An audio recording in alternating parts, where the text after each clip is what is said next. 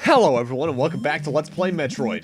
The last part we continued on in the game, mostly just doing a lot of pickups here in Norfair and in Brinstar. And now we're still in Norfair because there's still a few more items for us to get. However, this time we're actually going to be progressing on with the main plot, so we're almost there, guys. It is weird though, because that technically means Metroid 1 is over, if not at least half, just picking up items. Which, to be fair, they kind of kept that into the remake. Because Zero Mission is a really short game when you play it normally. When you go for 100%, it almost doubles, if not triples in length. Though I don't think I've ever gotten, like, the highest speed run award in Zero Mission. At least the ending images. Obviously, I'm not a speedrunner for that game. I can barely speedrun it at all, really. Either way, I've mentioned a few times before that this game has, obviously, a few different passwords. In terms of famous ones for this game, there are like really good ones.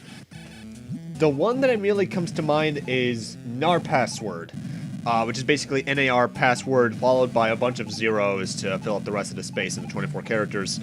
What that does is that it starts you in Brinstar with the Ice Beam, which oddly enough has the next beam weapon sprite. All upgrades, armor, infinite missiles, even though it shows 255, and unlimited energy, though the last of those only lasts for 3 playthroughs. Because when you beat the game, you do start off the game with technically a kind of second quest, but I don't think you get any, like, extra difficulty. And that's the one I use the most whenever I play this game, because whenever I play this, I usually do use it. Mostly because it allows me to finish the game more quickly. Metroid 1 is a game I don't have many issues with in the long run, but it's also a game I just don't like to play too much.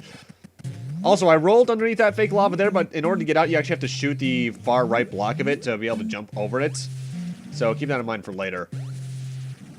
Either way, the entire reason we went down this little chain of rooms here was actually because there's only one item at the end of it. And it's a rather worthwhile one to get because it's an energy tank, so that's worth it in my eyes.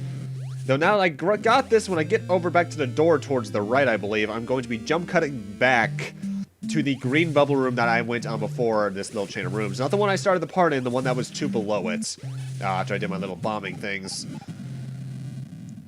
Thankfully, Metroid 1, even though its layout can be a bit copy-pasted, at least the map is still fairly small and considered in comparison to like other games in the franchise. Going back to passwords, though, one of the more interesting ones is a pretty funny one. It's all caps Dragon Ball Z. Then on the second row, it's Dragon Ball Z, whereas the Dragon, All, and Z are lowercase, which spawns you in Norfair with one of the post-game things equipped to you. With 172 missiles, 5 energy tanks with only 30 units of energy, the Screw Attack, High Jump Boots, Morph Ball, and Bombs, and the Ice Beam alongside the Long Beam. And the pathway to the final boss is open, which means that it has both of the mini-bosses, well, technically the main bosses, beaten. And unless you get a power-up, the background music is completely glitched. The various suit's gone, and Samus doesn't have it, so something's going wrong there. I think it's just due to the way the passwords work. Certain flags are raised, whereas certain items might not be in your inventory because of that. And I find that incredibly interesting, but also just damn hilarious. On a similar note, there's also continue_my_game mini-boss, which spawns you in Brinstar with about 200 missiles, 3 energy tanks available, and all upgrades excluding the Long Beam, Morph Ball, Bombs, and Screw Attack, alongside the Very Suit as well. And you can go right to the final boss in that one, too. So I have to wonder how many of these were like intentional passwords that some of the developers just programmed in for the hell of it. Probably a good amount, but I still think Engage Ridley motherfucker is entirely coincidental. Either way, we're going along an entire new chain of rooms, yet again, mostly just for 1 or 2 items at the end of it. In fact, in a few moments, I will actually be jump cutting back to the high jump boots room because my next destination is back towards there.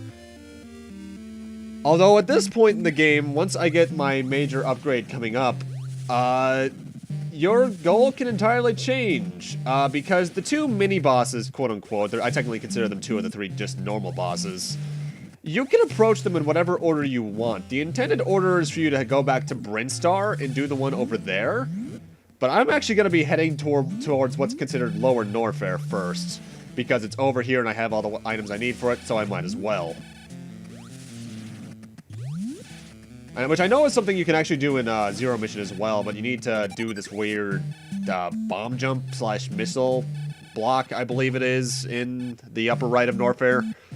It's been a while since I've even attempted to do like an actual speed run of Zero Mission. Most of the time, whenever I say speed run, I mostly just try to rush through the intended route, or at least what the Chozo statue route is, as fast as possible, without actually interacting with the Chozo statues. I could probably still cut some minutes off that time, though. Well, okay, that's a door in my face. The interesting thing, voice crack there, wow, about this part of the game is that, honestly, the difficulty dips down a bit here, because at this point you have enough missiles and energy where the enemies aren't as big of a threat. And I appreciate that kind of game design. It's probably not intentional in this game's case, because you're probably not supposed to know where you're going, obviously. But games with that kind of level design, like Kid Icarus, have always been extraordinarily interesting to me, because that's honestly the exact opposite of how it should work. Either way, this room is a rather important one because there is a secret for us underneath this fake lava, which, the way that looks, honestly reminds me a lot of Simon's Quest with the fake water. Actually, now that I think about it, Simon's Quest and this actually have fairly similar design mentalities, just that this has a lot less guide dang at moments. Either way, in this missile door is our last real upgrade, the wave beam. Now our beam is a lot faster and has a big wavy pattern to it, which means you can first off have a lot of a higher chance of hitting something. And in terms of damage, it's roughly, I believe, 4 times as powerful as the ice beam. So, and by that I mean like twice the strength of the power beam / long beam. So I'm going to be sticking with this for a bit because the ice beam has worn out its usefulness now, because I think that's the last real item here in Norfair. No, actually I'm wrong about that. There's one more missile that I'm heading for right now. But after that, we're going to be finally progressing on with quote-unquote plot. So the cleanup's almost done, guys. In fact, in terms of items in this game that I haven't gotten yet, it's entirely in the 2 areas I have yet to even be in. So from now on, it's pretty straightforward, at least in terms of goals. Getting to our goals is a bit of a roundabout thing. Also, yeah, this is good level design. Just put a bunch of destructible blocks. Though this also brings up an interesting thing in that you can only have a certain amount of destructible blocks like this destroyed at a time. A total of, I think, 9 of them. Which I don't understand from a design standpoint. I mean, it's probably just an integer thing where the NES can't handle that many entities technically active at once. But it's always seemed a bit odd to me. Oh yeah, that's cool. Wave beam, do that for me. Though I'm not, that always does make me laugh when that happens. Coming up, by the way, at the end of this hallway is the last reason we're in the normal section of Norfair, which is the last missile tank of the area. Though, I really should have mentioned this earlier, 100% in Metroid 1 is just kind of a bragging rights thing. You don't get anything for doing it, and there's not even a counter on the game for how many items you've gotten. It's mostly just, hey, you've explored everything and you've reached the integer limit, because the maximum amount of missiles you can have in this game is 255. Which it is in most Metroid games. I think it was at like, what, 235 at one point, which I think was super. Either way, we're done in that part of Norfair, so now I'm way back where we got the high jump boots. Because now I can really access the other 2 major areas, Lower Norfair or Lower Brinstar, which are better known by the names of the mini-bosses / main bosses you can fight within them. Since I'm in the area, and you don't really need any other extra items in Lower Norfair versus Lower Brinstar, I'm heading to Lower Norfair first. Plus, Lower Norfair is honestly an easier area. Purely because not only is it smaller, but it just has less annoyances in its way. I know I've mentioned it before, though, but it is really odd, or was really odd, really, when I came back to Metroid 1 after playing Zero Mission first. Because Zero Mission, for as short as it is, packed in a lot more bosses. Because this game technically only has 3, whereas I think Zero Mission has upwards of like 8 or 9. They're all pathetically easy, but in this area right here, there was one added in that was like a weird worm thing I can't remember the name of, but I'll have it remembered by the time I get to doing a certain thing coming up. And it's always just weird. And here's an elevator. Since there's 2 little faces here, that's what's supposed to imply that this is the second of the 2 boss areas. However, I'm tackling it first. Ladies and gentlemen, welcome to Ridley's Lair. which is just considered Lower Norfair, really. It's even in the Super Metroid, it's even just considered that. And first off, this is my least favorite song in the game. It is very short and repetitive, and I just don't like it too much. However, it also has, I think, some of the hardest to find items in the game in terms of just where they are, because, yeah, that's totally obvious. It's clever on their part, I'll give them that, but some design like that's just dickish. And it also has some of the more out-of-the-way power-ups, too. Because the last missile tank in here, I have to go out of the way to get. It's not in my routes, at least of how I usually play this area. Thankfully, the wave beam is really helpful here. In fact, I would recommend never coming in here with the ice beam, because that would be hell. And make sure you always have the screw attack, because like I've mentioned before, that 1 or 2 frames of your screw attack being active when you're in the normal jump state really helps you in this area. And now I need to backtrack towards where that silver area was, so I can actually head to the left in this room. One thing I actually find really cool, though, about Metroid 1's map is that there's no overlapping areas. If you took the maps and, like, say you put the elevator rooms right one above and below each other, it interlocks completely perfectly. There's no overlapping rooms or anything, which is really cool. Metroid 2 didn't do that. At least I don't think it did that well, which is something I'll give the Metroid 2 fan remake, is that they did that very well. In fact, that entire remake was just damn near flawless. But I'll get to that when I get to it sooner than you'd think.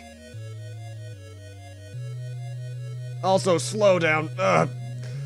Metroid 1 actually has a decent amount of slowdown for an NES game. Mostly just because there's a lot of enemies going on in the rooms. Thankfully, in a lot of other rooms, it's nowhere near as noticeable. Also, there's an energy tank, but be careful because around in front of it, there is a 2-block hole. And if you fall down that, you have to go up and around to get this energy tank. If you want to the exact specific spot where it starts, it is on the 7th block, I believe, coming from the door, that is. Also, I know I bring up Zero Mission a lot in this game, but that's just because it's the better game. But I really do find it really cool how they managed to remix the level design, yet also keep it so much the same, because Ridley's layout, in terms of, like, the pure shape of the area and which way you should go in order to get to the boss fight, is almost the exact same. And I just find that really cool. The hallway on the very bottom of the area is entirely the same from my memory, so yeah. Also, this is a really dickish jump. You could potentially do a semi-bomb jump to get up there, but that is like a 3 or 4 frame jump there, I believe. So that's really specific. But I want to do it because over here is a missile tank with a pit right in front of it, so be careful. You can actually see where that enemy is right now. That's where it is. There's also one behind it. But at this point now, I'm actually going to go back and fall down that hole because there's stuff I have to do down there. It really is shocking, though, how much easier Ridley's Lair is than the other mini-boss area. Because we're just about at the namesake of the area himself, himself already. This is the second to last room. And in terms of strategies for the bosses, there's actually a number you can take. I'm taking my main route for this guy, which is kind of cheatsy, but at the same time, I'm just kind of abusing game mechanics, so it's okay in my eyes. So let's get in here and check him out. Ridley, which is first off, designed to look similar to the Xenomorph from Alien, and is named after the director of that of Alien 1, likes to fire fireballs in a wavy pattern and jump. That's about it. My main strategy is to go below him in the lava and just shoot up at him, eventually going up to just throw a missile or two in his face. Missiles, I believe, do more damage, but no matter what strategy you take, Ridley's very, very, very easy. And that's about it. What you could also potentially do, if you have the ice beam, is freeze the fireballs, because he can only have a certain amount of them on the screen at the time, and then just blast missiles into his face. Or you could take another route and just tank damage from him, touch damage that is, and bomb him to death, because bombs also do decent damage. But yeah, look at this. I've barely taken any damage from him. If you don't have the Various suit, this strategy actually takes a lot. This strategy is actually much more difficult, I should say, rather, because you're taking more damage from the lava. By the way, at this point I think he's about dead, so let's just throw a missile in his face, and there he goes. And you might notice my missile total jumped up there. Whenever you beat one of the two main bosses, you get 75 missiles. Also notable, this purplish pink door I just blew up is one of the 2 missile doors in the game that requires 10 missiles instead of 5. And this is just a giant lava pit room. Problem is there's 3 fake sections of lava that you can stand on. And you want to do this because at the end of this room is another energy tank, which is very helpful. However, you might notice how we have 5 energy tanks. This is our 6th. 6th is the limit of how many energy tanks you can hold in this game. I can no longer get any more and get extra energy tanks. However, there are a total of 8 energy tanks in the game. Those are there first off just so you can potentially miss a few, because one of them is actually kind of dickishly hidden. But notable is that from now on, whenever I get one of those 2 energy tanks, which are both in the final area, by the way, that we haven't been to yet at least, they will act as a health restore rather than an extra energy tank. So if you ever are taking a lot of damage, you can go grab one of those. Problem is, only one of those energy tanks is in an easy-to-get location. The other one's actually kind of annoying to get out of. Either way, we're nearly done in Ridley's Lair. The problem is that there's still one more missile tank I have to get, and it's on the hallway that's technically beneath me right now.